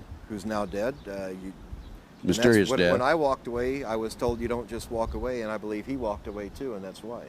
Right, mysterious death. Another person who was there who oversaw all of our finances now runs the Judicial Oversight Committee in the United States Congress, Henry Hyde. Henry Hyde. Uncle Henry. Henry Hyde, U.S. Congressman from Illinois. That's the man. So you think you're going to get judicial parity? I don't think so. That reminds me, Chip. I have some other names I could run by you, but I won't put you on the spot, okay? I appreciate that, Ted. Let's see. He's a man. I'm not going to call him. I met him in the White House myself on one occasion. Not General Haig, but somebody else. Let's see. That was 1973 for me.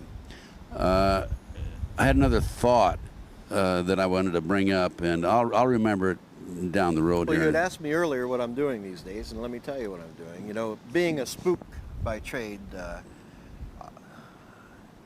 you can't just walk away. You can't just give it up. And you asked me what I'm doing on your radio show. What are your plans? And right now, I'm working as the two-county coordinator for the American Red Cross.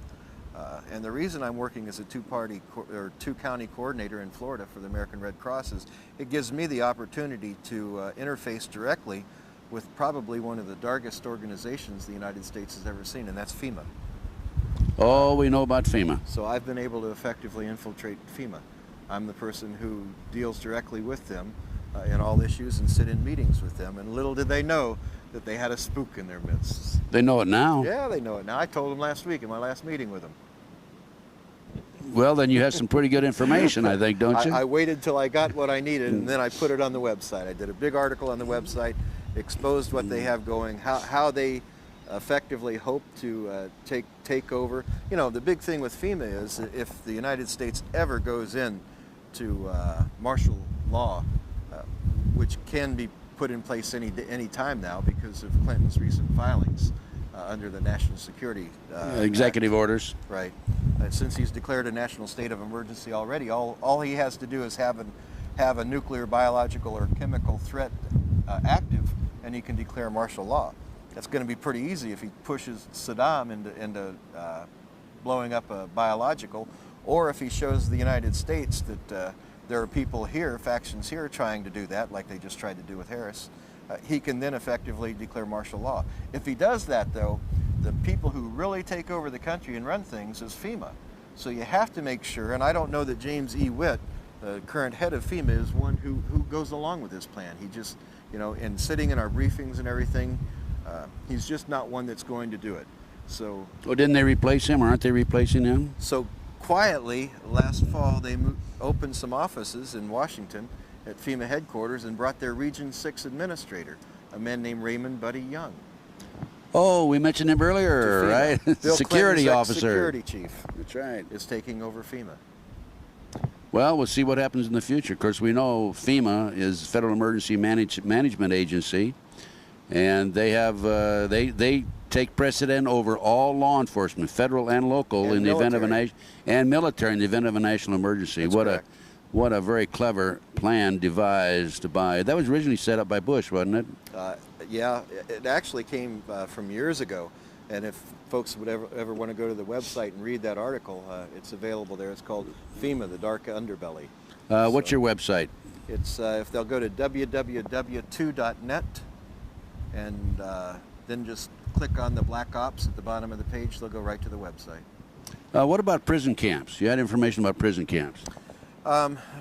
When we would fly cross country in black ops, in special ops, we would normally RO in at different areas. Nellis Air Force Base was one. A lot of military bases where they have large encampment areas that are built. We would RO in. We'd stay in those encampment areas. High security encampment areas. No cargo inside. And they aren't built for cargo. They aren't built to store things. They're built for people. What they intend on doing with that, I don't know, but they're in place. How many prison camps would you say? You know, I know of 5 or 6 that I saw. I also know that the United States Bureau of Prisons is in the process of acquiring land across the U.S. In Coleman, Florida. They just acquired 1,200 acres for a prison, and they don't need near that for a prison. That's a big area. Well, they already have a prison, federal prison in Coleman, Florida. Yeah, that's correct. There's a political prisoner there named Michael Reconasutu, who I'm in contact with regularly. Right. Ex-agency also, by the way. Right. Well, you know, in Texas, there are 8 prisons that have been built in recent years. They are staffed, but there's no inmates there. Is that the case in the prison camps that you were in? Yeah, they were staffed with security, you know, just skeleton crew security. But no inmates. No inmates, no. Watch out. Be careful. It's right around the corner, it looks like. And I don't it? prefer the word inmates. I prefer the name prisoners or convicts. If you're convicted, you're a convict. If you're not convicted, you're a prisoner. Is there anything else you want to mention about FEMA? No, I think that's about it. It's probably one of the darkest agencies that we have. That really, its power is, they have unbridled power to do anything. You know, it takes Congress right out of the act. All Clinton has to do, or all the president, whoever it may be, has to do is from time to time report to Congress. That means he can send a 3x5 card to them and say, hey guys, things are fine and dandy. Come on back to work someday, but not today. What about Rothschild, Rockefeller? Do you have any connections there? The CIA and some of the cool. Not the CIA. Rockefeller. Let me see. I keep forgetting about the mic. How about the Rockefeller, the Rothschilds, and that bunch? Do you have anything that would tie them into the CIA operation, covert operation? Not CIA, but in Black Ops, and when we talk about the G7 meetings and setting things in place, that the powerful families always have input to the politicians that they've placed in power. And so in that arena, it's very easily for them to get their own desires taken care of. On a number of occasions, we've done work for them. You're talking about Jupiter Island now. Yes. So they have representatives there. Well, sure. Do you know, I know you know about the Bilderbergers, Council of Foreign Relations, Trilateral Commission. Were the representatives of those organizations there? No, when you talk about the Bilderbergers and G7, you're really talking about the same group of people, because the G7 are the politicians representing all these group of people. And some of these top politicians bring in their desires, and this is what we want to do, and Amschel Rothschild wants this done before he died, and it was done. And then Rupert Murdoch put out the word to 600 of his various news outlets and said, under no circumstances mention homicide, either natural causes or suicide. And of course they came out with he hung himself, and then the French police came along and said, wait a minute, it was murder, he was murdered. You remember that? Yeah. More control of the media. Hung right? himself on a towel rack in a hotel. Now folks, how many people of you hung a wet towel on the towel rack and it fell out of the wall? Exactly. Kind of tough. That's right. Chip, there's a couple other areas I thought about. Okay. Let's come back to my memory now, because we've been skipping around now at the end. You mentioned on my radio show how you dealt with, we mentioned Henry Hyde earlier, how you dealt with some of your assignments financially. You want to go into that? You had an attorney in northern New York, and you could walk into certain banks, and on your signature, you get $250,000 without any difficulty. Well, in the earlier years with the CIA, all of us understand. I think a lot of us have seen the movie Air America, how the CIA would set up they're called proprietary companies. We learned early from those efforts that we could do that in the Black Ops arena also. Working for the operational subgroups, we would set up what's called proprietary companies. We have trusted attorneys across the nation and around the world that will set up these proprietary corporations as an everyday business, so that we can work an intelligence operation out of who knows, you may be sitting in the Xerox Corporation and it's not really, not that that's it. However, I will say the Wilson family was heavily involved with us in the upstate New York area, and that's the Xerox family, in seeing to funding. We would set up businesses to see that uses covers so that we could provide operations. In upstate New York, we did it because we were working that border area in Canada, bringing weapons and personnel across the border covertly. Into the Indian reservation? We use the Indian reservations on occasion because it's a federally protected area, but normally I just fly low level under radar. It's a non-radar environment, practically. So I just bring personnel and equipment across as needed. Both ways. I take people out of the country and bring people into the country. What they did with those people, I don't know, but some of them were pretty top. Well, you know their identity too. Right. So you're talking about bringing foreigners in? Right. From other countries, of course, from Europe, et cetera, where they were secretly bringing them in. Where? Meetings in Washington? Sometimes we were bringing in some pretty famous criminals to meet with people too. Mafia? From overseas? From overseas. People that we thought were gone for years and years that we'd bring in for meetings. They're just in sanctuary somewhere. Let's go back to did I state it properly when I said on your signature you could pick up $250,000 cash? On my signature, $250,000. It was set up by an attorney out of Rochester, New York, who was a company man. Is he alive today, the attorney in Rochester, New York? No, he died. Heart attack? I don't know. But he's no longer with us. He shouldn't have had that punch. No, I will say, though, that he was ill, even when he was working with us. But I had a $250,000 line of credit. I could walk in, and the reason we had that is these missions, they're not cheap. You have to hire your assets in, and I would have to pay men from $25,000 to $50,000 per mission to work for us, and that's how it was done. It was done with cash. We don't no say, paper trail. Where's your checking account? Here's your at the end of each month. They didn't get a what's it called, a pay stub showing them their withholding and everything. No, yeah. No IRS problem, at least that way, right? That's what I love about the media. You read about black operations, and the media always wants to say, well, I want to see your pay stub from that. Well, these guys are just about brainless. I don't know any other way to say it. And now speaking of Henry Hyde, we talked about him earlier. He was the one that kept track of your $250,000 withdrawals. Well, he set up the account and got the line of credit for us. And he could do that because he was heavily involved in the banking industry.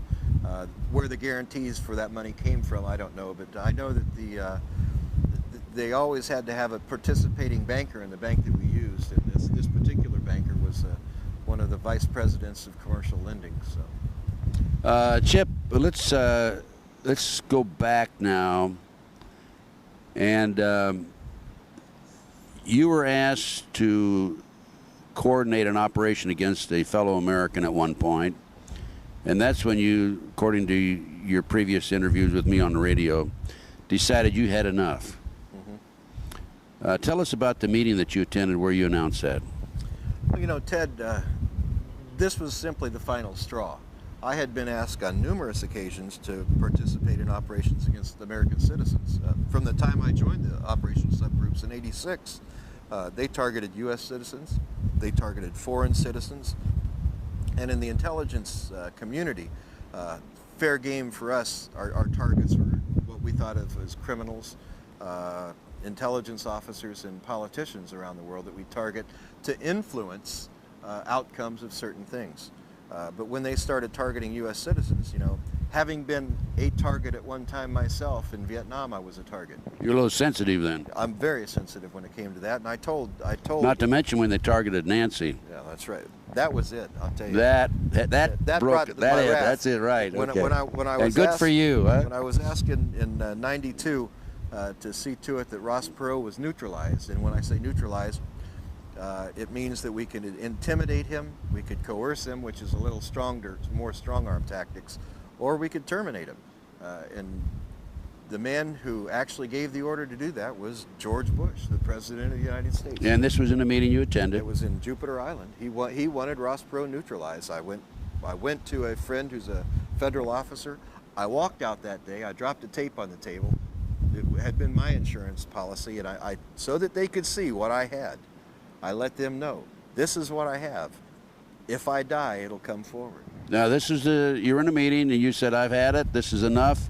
Put the tape down, hey guys, I'm leaving, you left. Do you think that they reviewed the tape immediately? I bet they couldn't get it in a VCR quick enough. I would imagine they had a stampede right behind you with the tape in hand. I talked to Colby. The first VCR machine. I talked to Bill after that. He was in the meeting, and he said that they just looked at each other stunned at first. They just couldn't believe it, because Bill told me on the spot. He said, Chip, you can't walk away from black operations. And that's when I put it down, and a smile came across his face, because he's the one that told me to do it. He's the one that taught me to make it. They told you how to do it, huh? Yeah, he knew in all those meetings what I was doing. You know, here I'd sit there with a briefcase, pointing the briefcase. It was pretty obvious to him. He and I were the only real spooks in the meeting, that, you know, other than some of the other... You were the only two real loyal Americans then, weren't you? Well, yeah, others were Mossad agents and so forth, but they're protected by this too. Most of the guys in the OSGs are protected. When I say that there's 8 different officers, they're not necessarily U.S. officers. What are the other countries represented there? The Mossad, and British intelligence. Those 3 entities are compile the 8 men that protects right now. Wait a minute. The Mossad, British and American? The Mossad, British and American. But didn't you have other countries represented there? We had Danish intelligence, we had Turkish intelligence, yeah. But that was, sometimes Australians, you know, had input in, but that was about it. Well, I think they had Australians because they could shoot over to China pretty quick. I have good information that the CIA was responsible for let's say eliminating one of the Australian forms of government and bringing in their own people. Do you remember that? Yeah, I remember that. Yeah, I have some other contacts of my own that have told me that before. And by the way, I no longer receive Christmas cards from that fellow anymore. Since I went public. Since you went public with it? Yeah. All heart, Ted. Oh, my Christmas card list has dropped drastically.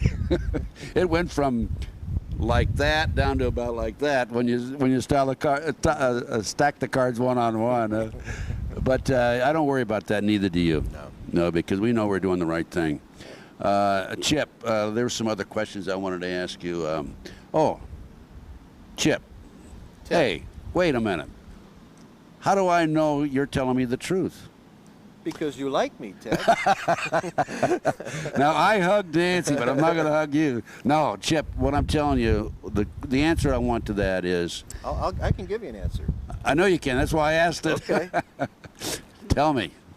Tell them. I'm telling the truth because I have it documented. You don't have to take my word for it. It's documented. It's not only documented in the documents here, it's also documented in federal documents. Oh, it is? Court case. Tell us about that. There's a federal trial that took place. During that federal trial, the SEPA briefing, everything was put in place. There are transcripts to that available to the public. All you have to do is do a filing, Freedom of Information Act filing, but you really don't even have to do that. You can walk right into the federal courts in Tampa, Florida, pay your $25 to the clerk and get copies of it without even putting a filing in, because that judge made sure that that SEPA briefing wasn't classified. Chip, you're the only you don't have ex-CIA. You're the only CIA agent that I've known, and I've known a few of them through the years, who can come forward and say, it's documented, the CIA admits that I worked for them. That's in that document, right? It's in the document. Yeah. Now, never a denial on the government's part. now, can somebody call Washington, D.C., a certain number and say, Sure. is Chip Tatum, or was he an employee of the CIA? Who would they call? Doyce Gene Tatum Jr. Just call the personnel office at Langley. On the documents is my social security number at Tampa. You can get the social security number. You can actually get the case number from the court and use that and find out if I was an employee. Okay. It's pretty cut and dry. There's no denying who I worked for. No, yeah, right. Okay, but you're the only The one. only thing that they can deny is what I have to say. But they always deny it, or they Oh, say sure. we have no record, and the CIA agents are not allowed to even identify themselves as CIA. Let's face it. Well, and that's law. That's by law, right? That's by law. Yeah. Sure. So if some guys go, because this federal judge made this ruling, it's not and law. some guy goes around saying I'm a CIA agent, don't believe him. Yeah. No, Isn't that right? That's right. And I've heard of this. Okay, before we discuss Nixon's darkest secret book, we've already talked about Tatum Chronicles. And Nixon's darkest secret is Operation Red Rock. Operation Red Rock, which we went in detail right in the beginning. You bet. Is there any other comments you want to make or anything else you want to discuss? Well, we've sent Operation Red Rock out to publishers around the United States, but there's some liability problems because I name the names, and these are pretty powerful guys. A couple of them are still alive, so it's difficult for them to do the publishing, so we've self-published. But the remarks that I get back from everyone, including Hollywood, is this is one of the best reads we've ever had. Oh, are you kidding? Really, what a great an movie. exciting book. Yeah, what a great movie. So we do have someone who's willing to go forward with a movie on Operation Red Rock now, but we're going to have to fictionalize it a little bit so that there's not that liability. Are you going to have a movie of it? Yes. Oh, great. Yep. There'll be a movie within the next couple of years also. Ah, great. Fantastic.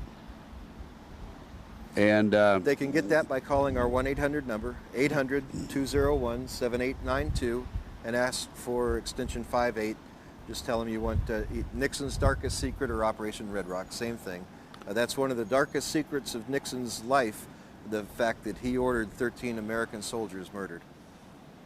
And of course, they can also order the Tatum Chronicles. Those Tatum Chronicles got me charged with treason, Ted, and thrown in prison for 2 years. I think it's worth looking at if you people would like to order the Tatum Chronicles. Again, 1-800-201-7892. Make copies of the documents, give them to the media, challenge anybody. Show me where they're wrong. They can't do it.